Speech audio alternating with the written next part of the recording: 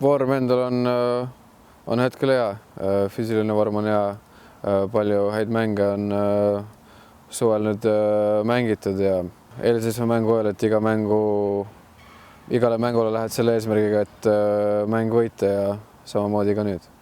Mänge on olnud praegu palju, üks mäng korraga.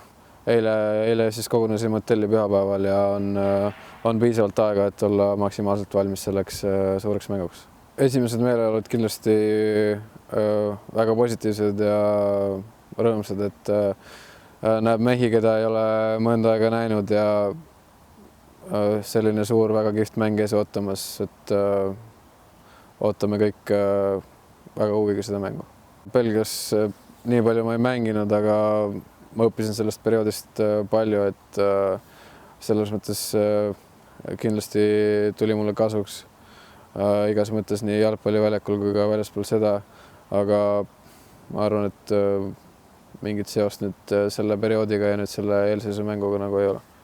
Kindlasti Belgia koondisel on väga-väga palju tugevusi, aga ma arvan, et me eelkõige peame keskenduma enda tugevustele ja uskuma sellesse, et siin kodusel A. Le Coq Arenal on võimalik teha väga ilusaid asju ja peame üles leidma Belgia nõrkused.